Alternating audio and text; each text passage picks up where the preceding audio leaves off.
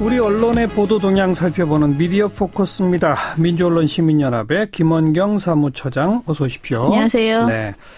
오늘 아침 이 미국을 방문한 우리 또 특사단이 네네. 북미 정상회담 합의 소식까지 이제 막 전해져서 국면이 좀 달라지긴 했습니다만 네네. 우리 대북 특사단 방북 관련 보도 네. 우리 언론이 어떻게 다루고 있는지 오늘 이걸 좀 분석해 보신다고요? 네. 대북 특사단이 방북을 마치고 돌아온 다음 날인 7일부터 8일 양일간 주요 일간지의 남북 합의 관련된 내용을 짚어봤습니다. 어제하고 그저께죠. 네. 예. 보도량이 중앙일보는 이틀 동안 20건, 한국일보는 30건, 대부분 20에서 30건 사이였습니다. 예. 각 신문사마다 주요 면에 그러니까 거의 일면에 대북 특사단의 보고 내용을 다뤘고요. 사설과 칼럼도 모두 게재됐습니다. 당연한 일이죠. 예, 지난해 발표한 베를린 구상 한반도 냉전구조 해체와 항구적 평화 정책을 위한 5대 정책과 4대 실천 과제에서부터 평화올림픽의 상징이 된 평창올림픽까지 문재인 정부의 일관되고 끈질긴 대북 접근법이 결국에 이렇게 한반도 평화 정책에 신호탄을 올린 것이다라는 평가가 많습니다. 예. 국내는 물론 외신들도 문 정부가 이뤄낸 성과라고 주목하고 있는데요. 이런 내용을 한겨레, 경향신문, 한국일보 그리고 동아일보가 적절히 진단을 했습니다. 예. 제목들을 좀 보면 한겨레는 사설 남북 정상회담과 북의 비핵화 의지 표명 여기에서 아무도 예상하지 못한 수준의 전향적인 해법을 제시했다면서 환영의 뜻을 밝혔습니다. 네. 경향신문은 사설 문 대통령 성의의 놀라운 결단으로 화답한 김정은에서요. 합의 결과에 대해서 남북이 쌓아온 신뢰를 바탕으로 한 성과다라고 평가했습니다. 네. 한국일보도 마찬가지로 같은 날 사설 한반도 정세 가를 김정은 위원장의 파격적 비핵화 입장이라고 네. 보도를 했고요. 동아일보도 판문점 정상회담 비핵화 파격 합의 김정은 진정성이 관건이라는 제목의 사설에서요. 이번 합의는 예상했던 기대치를 훨씬 넘는 파격적 합의라고 평가를 했습니다. 경향, 한겨레, 한국, 동아. 네. 주로 이제 긍정적 칭찬 평가. 네네. 그럼 조선일보하고 중앙일보는? 일단 조선일보는 남북 합의에 대해서 인색한 평가를 내놨습니다. 7, 8일 양일간 남북 합의와 관련된 보도를 모두 분석해서 대북 특사단의 행보와 남북 합의 내용에 대해서 부정적으로 다룬 경우를 뽑아봤습니다. 예. 그 결과 조선일보는 총 27건의 보도가 있었는데 예. 이 중에서 13건 그러니까 48.1%에서 대북 특사단의 행보와 남북 합의 내용을 부정적으로 다루는 내용이었습니다. 중앙일보도 총 보도 20건 중에서 8건 그러니까 40%에서 부정적으로 서술을 했어요. 네. 조선일보 기사 중에서 이 13건의 제목들을 보면은요. 어느 정도로 부정적인지 알 수 있는데요. 예. 북 체제 보장 비핵화 한다는데 미북 대화 해봐야 한다. 이게 예. 3월 7일 제목이고요. 예. 김정은은 한미 훈련 진행한다고 했다는데 진행 이해한다고 했다는데. 진행 이행한다 했다는데 북 매체는 계속 훈련 재개 절대로 용납 못한다. 예. 3월 7일 기사 제목이고요. 예. 사설 제목은 한국민은 북핵 인질에서 벗어나는 건가 또 속는 건가. 아하. 이게 사설입니다. 그리고 칼럼 제목도 잘못된 보고가 나라를 그르쳤다라는 제목이 있고요. 김정일이 말한 비핵화 유후는 3대에 걸친 기만술이라는 제목의 보도도 있었습니다. 제목만 보면 대충 내용들이 떠오르네요. 예, 그렇죠. 조선일보 사설 한국민은 북핵 인질에서 벗어나는 건가 또 속는 건가라는 제목의 사설에서는요. 네. 남북 특사단 합의 내용에 대해서 의미가 없지는 않다는 등의 표현으로 인색하게 평가를 했고요. 그러나 근본적이고 본질적인 문제, 북이 핵을 포기할 의사가 있느냐는 물음에 대해서는 의문을 제기하지 않을 수 없다. 예. 북의 비핵화 언급엔 진심이 조금이라도 담겨 있는가라고 물었습니다. 예. 조선일보는 국민 앞에 닥친 것은 핵과 미사일이라면서 이번 합의로 한국이 북핵 인질에서 벗어나는 길이 마침내 열릴 것인지 아니면 25년간 그랬던 것처럼 또 한 번 북의 기만 전술에 말려들 것인지는 국민에게 달려있다라고 으름장을 놓는 듯한 태도를 보였습니다. 네. 특히 조선일보의 보도 중에서 눈에 띄는 칼럼이 하나 있었는데요. 선우정 칼럼이라고 네. 잘못된 보고가 나라를 그르쳤다라는 칼럼입니다. 뭘 가지고 이런 표현이 나왔죠? 이거는 대북 특사단을요. 임진왜란 직전 일본에 파견된 조선 통신사에 비유한 것입니다. 예. 북한을 당시 일본에 비유한 거죠. 그러면서 북한의 목표 그러니까 그들의 목표는 한국을 미국행 길잡이로 만드는 것이다. 미국과 핵 담판으로 미국을 묶고 그 다음 한국을 먹겠다는 것이다. 라고 주장했습니다. 규정했습니다. 네. 이어 북이 남측을 향해 무기를 사용하지 않겠다는 합의 내용에 대해서 비애를 느낀다. 길잡이를 잘하면 죽이지 않겠다는 것이다. 라는 망상에 가까운 해설을 내놓기도 했습니다. 그러네요. 예, 그야말로 전형적인 남북 합의에 대한 재뿌리기 논조였습니다. 예. 중앙일보도 뒤지지 않는데요. 박보균 칼럼 젊은 영도자는 뒷짐을 지었다라는 3월 8일 기사였습니다. 네. 박보균 대기자는요. 북한의 전향적 자세는 미국의 제재 때문이라고 남북 합의 성과 자체를 깎아내립니다. 그런 다음에 북한이 남측을 향해 무기를 사용하지 않겠다고 확약한 것에 대해서 곱씹어보면 불길하다.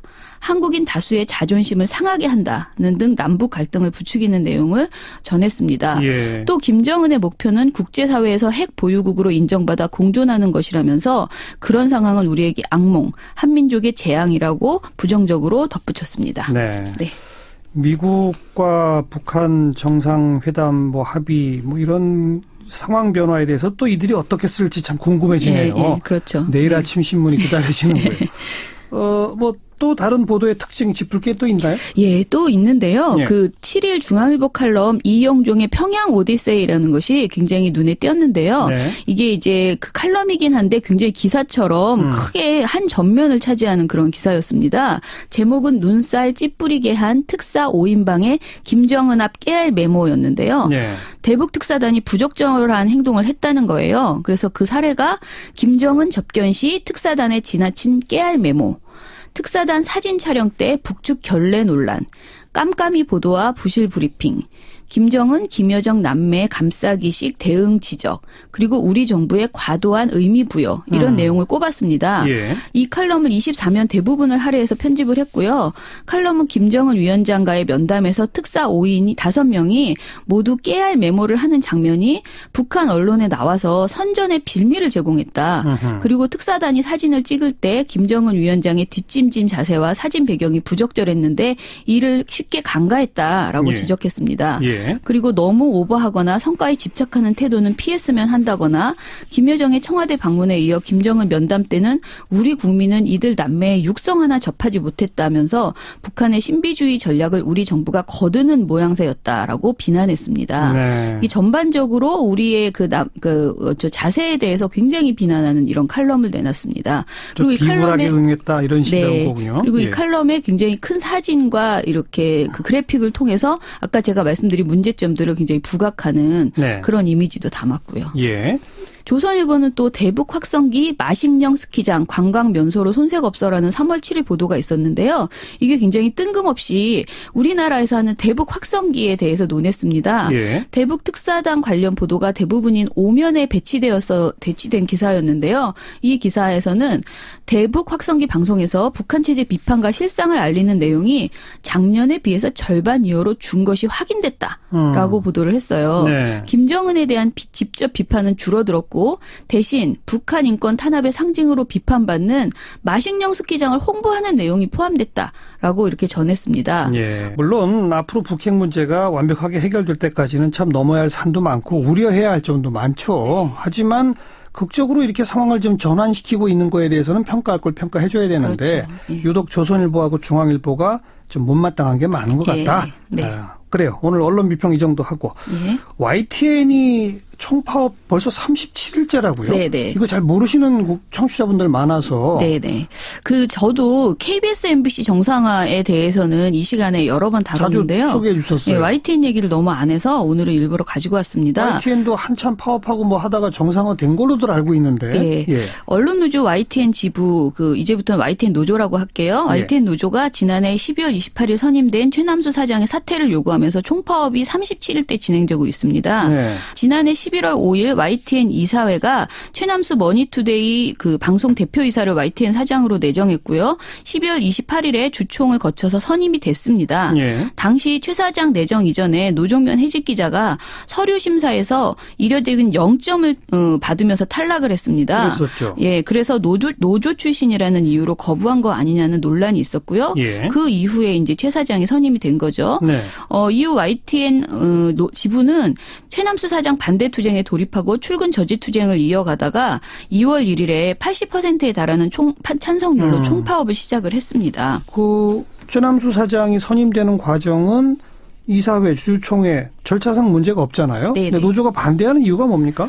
최남수 사장이 격렬히 반대하는 이유는 크게 4가지 정도로 나뉠 수 있는데요. 첫 번째는 최남수 사장이 자신의 선임을 조건으로 노조와 합의했던 사항을 모두 파기했다는 것입니다. 네. 두 번째는 이명박 박근혜 찬양 논란이 있었고요. 세 번째는 또 트위터 성희롱 등 여러 설화가 있습니다. 그리고 네 번째는 머니투데이 방송 재직 시절 행보도 논란이 되고 있습니다. 예. 그런데 이 내용들은 어떻게 보면 개인에 대한 그 개인 자질 논란이거든요. 예. 그래서 그것보다는 첫 번째 노사 간 합의 파기가 가장 결정적인 것이다 이렇게 볼 수 있습니다. 어떤 합의를 했는데요? YTN 노조는 최남수 사장이 내정자로 결정된 직후에 반대 의사를 표했기 때문에 주주총회로 정식 선임되기 전까지 최남수 사장과 협상을 진행을 했어요. 예. 그런데 적폐청산, 보도국 독립, 보도국장 임명 동의제, YTN 경영진 보직 보류 등 개혁안을 요구했습니다. 주주총회 직전인 12월 27일에 극적으로 타결이 됐어요. 네. 최남수 사장이 반대하던 적폐청산 위한 독립기구 신설, 그리고 9년간 3년 이상 보직 간부를 했던 분들은 보직 자격을 보류한다. 그리고 보도국 독립보장 등이 모두 합의안에 포함되어 있었습니다. 예. 이로써 노조도 최 사장 선임에 합의를 하고 취임을 하게 된 것이죠. 그런데 취임하고 안 지켰다? 네. 취임 이후에 합의를 휴지 조각 취급했다는 것이 노조의 입장입니다. 예. 노조는 12월 24일 협상 당시 녹취록을 공개했고 녹취록에는 최 사장이 보도국장 해직자 중에 한 명 미루어 짐작하시면 알 것이다 라고 말하는 부분이 있습니다. 예. 노조가 구성원들은 보도국장 내정자는 지난 지명의 연장선으로 보고 있다고 답하자 다시 최 사장이 그런 뜻을 담아서 공개 요청해달라. 그러면 회사가 답을 3일까지 드리면 되지 않나 라고 말하는 것으로 확인되어 있습니다. 네.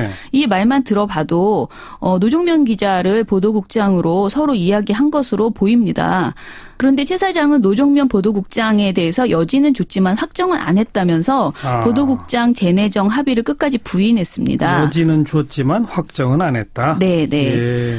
그리고 이후에 노조의 불리한 소문에 노 기자가 답하지 않으니 언론관이 의심된다라는 등의 비판의 글을 올리기도 했습니다. 네. 이에 노조는 격분했고 특히 노 기자의 카톡방에까지 거론한 부분은 개인정보를 불법적으로 사찰한 것이라면서 의혹을 제기했습니다. 예. 네. 지금 뭐 노사가 지금 첨예하게 계속 대립되는 상황이로군요. 네, 그렇습니다. 현재 상황은 어떻습니까?